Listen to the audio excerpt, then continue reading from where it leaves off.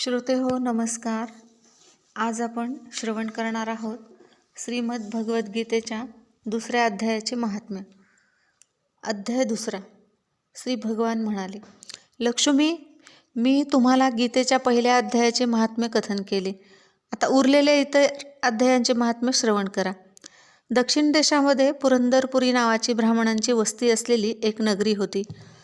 त्या नगरीमध्ये देवशर्मा नावाचे एक विद्वान ब्राह्मण राहत असत. ते आदरातिथ्यशील, वेदशास्त्र पारंगत, यज्ञाचे अनुष्ठान करणारे आणि तपस्वी लोकांचे चाहते होते.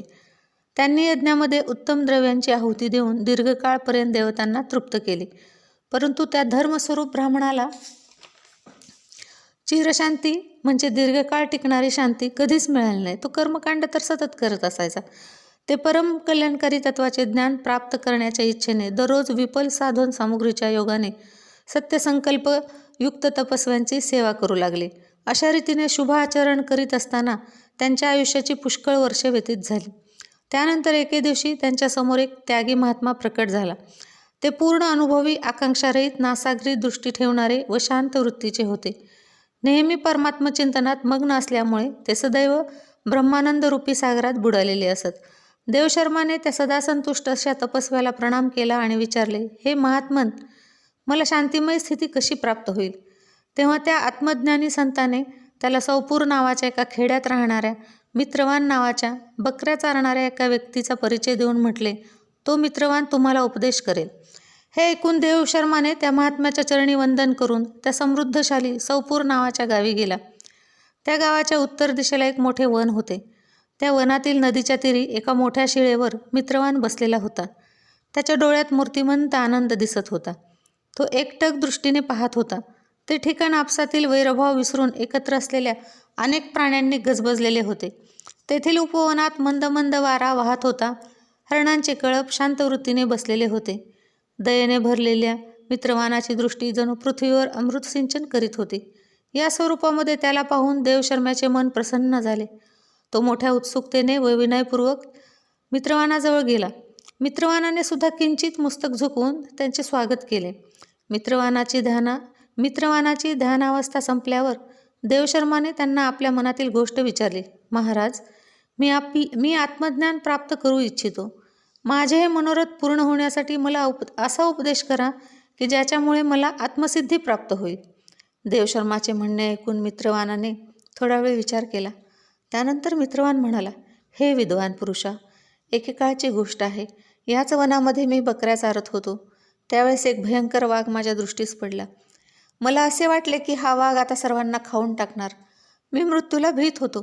त्यामुळे वाघाला येताना पाहून बकऱ्याच्या कळपाला समोर करून मी तेथून पळून गेलो. परंतु कळपातील एक बकरी सर्व प्रकारची भीती सोडून मोठ्या बेडर वृत्तीने नदीच्या काठावर उभ्या असलेल्या त्या वाघाजवळ गेली. तो वाघही आपल्या मनातील वैरभाव विसरून निमूटपणे उभा राहिला. वाघाची ही अवस्था पाहून बकरी म्हणाली, वाघोबा, तुम्हाला इच्छाभोजन प्राप्त झालेले आहे. माझ्या शरीराचे मांस काढून प्रेमपूर्वक सेवन करावे. इतक्या वेळपासून तुम्ही नुसते उभे आहात.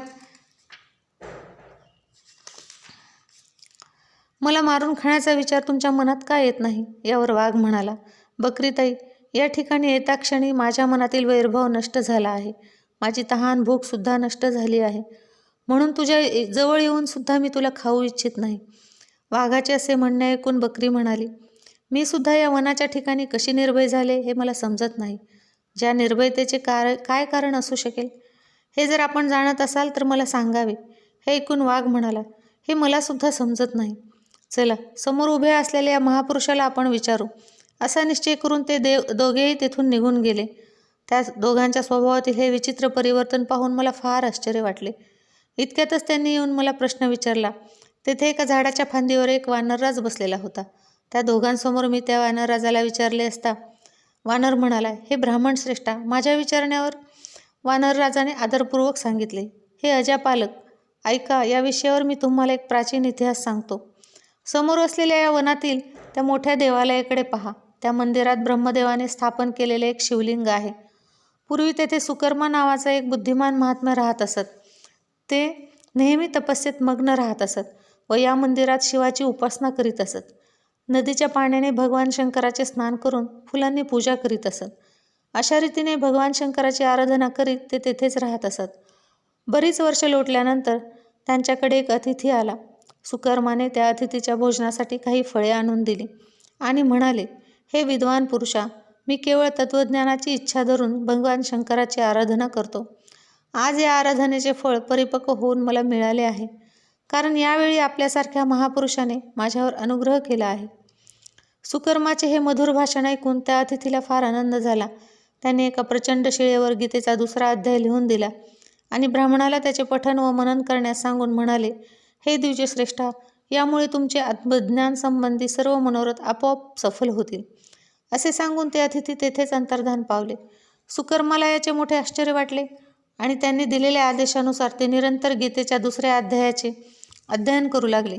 दीर्घकालानंतर त्यांचे अंतःकरण शुद्ध होऊन त्यांना आत्मज्ञान प्राप्त झाले. नंतर ते जेथे जेथे गेले तेथील तपोवन शांत झाले. त्या वनातील शीत, उष्ण, राग, द्वेष इत्यादी दोष नष्ट झाले. इतकेच नाही तर त्या वनातील तहान भुकेचे कष्टसुद्धा नष्ट झाले. भयाचे समूळ उच्चाटन झाले. हा सर्व गीतेच्या 2ऱ्या अध्यायाचा अभ्यास करणाऱ्या सुकर्मा ब्राह्मणाच्या तपश्चर्येचा प्रभाव आहे असे समजा. मित्रवान म्हणाला, वानरराजाचे असे भाषण ऐकून प्रसन्न मुद्रेने मी त्या बकरी व वाघासोबत त्या मंदिरात गेलो. तेथील प्रचंड शिळेवर लिहिलेला गीतेचा तो 2रा अध्याय पाहिला व त्याचे पठण केले. अनेक वेळा त्याची पुनरावृत्ती केल्यामुळे माझी तपस्या पूर्ण झाली आहे. म्हणून तुम्ही सुद्धा गीतेच्या 2ऱ्या अध्यायाची पुनरावृत्ती करा, त्यामुळे तुम्हाला सहज मोक्ष प्राप्ती होईल. श्री भगवान म्हणाले, प्रिये, मित्रवानाने असा उपदेश दिल्यानंतर देवशर्माने त्याचे पूजन केले आणि त्याला वंदन करून पुरंदरपूर नगरीची वाट धरली. तेथे गेल्यावर एका देवालयामध्ये एका आत्मज्ञानी पुरुषाजवळ त्यांनी संपूर्ण वृत्तांत सांगितला आणि सर्वप्रथम त्यांच्याकडून गीतेच्या 2ऱ्या अध्यायाचे वाचन करविले. त्यांच्याजवळून उपदेश घेऊन अंतःकरण शुद्ध झालेले सुकर्मा ब्राह्मण दररोज मोठ्या श्रद्धेने गीतेच्या 2ऱ्या अध्यायाचा पाठ करू लागले. शेवटी त्यांनी प्रशंसायोग्य परमपदाची प्राप्ती करून घेतली.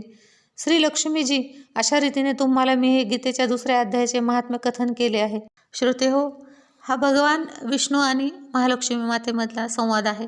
कसा वाटला तुम्हाला? गीतेच्या 2ऱ्या अध्यायाचं महत्त्व किती आहे हे आपल्या सगळ्यांना कळलंच असेल. तर गीतेच्या 2ऱ्या अध्यायाचं जर पठण केलं तर आपल्याला शांतता, समाधान, सुख मिळतं आणि माणूस आत्मज्ञानी होतो. तुम्हाला हे महात्म्य आवडले असेल गीतेच्या 2ऱ्या अध्यायाचे तर नक्कीच लाईक, शेअर आणि सबस्क्राईब करा. धन्यवाद.